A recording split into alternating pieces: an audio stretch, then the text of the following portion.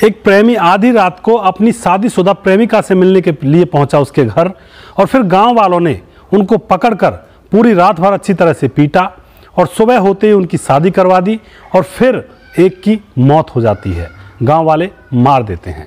दोस्तों, आखिर ऐसा क्या हुआ, इस घटना के पीछे की सच्चाई को जानने के लिए आप हमारे वीडियो को अंत तक जरूर देखिएगा। नमस्कार, मैं हूं सुदेश कुमार और तिरछी बात पलवल चैनल में आपका स्वागत है। दोस्तों, यह घटना है बिहार के लखीसराय की। बिहार के लखीसराय में एक विनोद नाम का लड़का रहा करता था, जिसकी उम्र थी 23 साल और उसकी किराना की दुकान थी। किराना की दुकान पर वह बैठा करता था और दोस्तों वह फ़ोन चलाया करता था। किराना की दुकान चलाते चलाते फ़ोन पर उसकी फेसबुक पर एक लड़की से दोस्ती होती है, और पहले तो वह दोस्ती होती है और फिर उसके बाद वह दोस्ती प्यार में बदल जाती है, और वह लड़की उसी के गांव के पड़ोस के गांव की थी। दोस्तों, अब उन दोनों के बीच में प्यार हो जाता है, एक दूसरे से जी तोड़ वो प्यार करने लगते हैं और छुप छुप के वो एक दूसरे से मिलने भी लगते हैं। जबकि जो उसकी प्रेमिका थी उसका नाम होता है सुमन, जो कि शादीशुदा होती है, उसको एक बच्चा भी था, लेकिन फिर भी वह उसे प्यार का भूत चढ़ा हुआ था।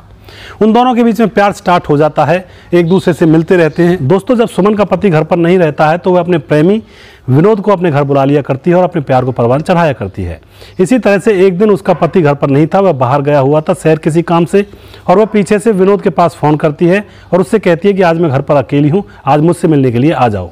विनोद खुश हो जाता है और शाम का इंतजार करता है। शाम होते ही वह अपनी प्रेमिका सुमन के घर पहुंच जाता है, पड़ोस के ही गांव में, और उसके कमरे में जाकर वो एक दूसरे से बातचीत करने लगते हैं, एक दूसरे से प्यार करने लगते हैं।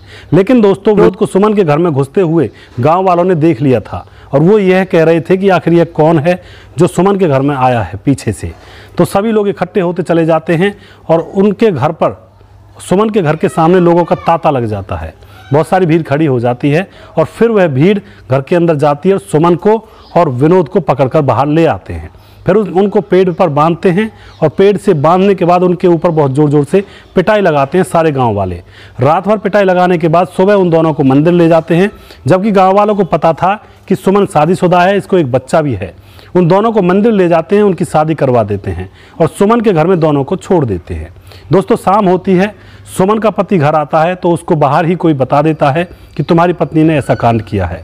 वह घर आता है, गुस्से से गर्म होता है, उसके हाथ में एक डंडा होता है और वह डंडे से सुमन और उसके प्रेमी विनोद के ऊपर वार करने लगता है।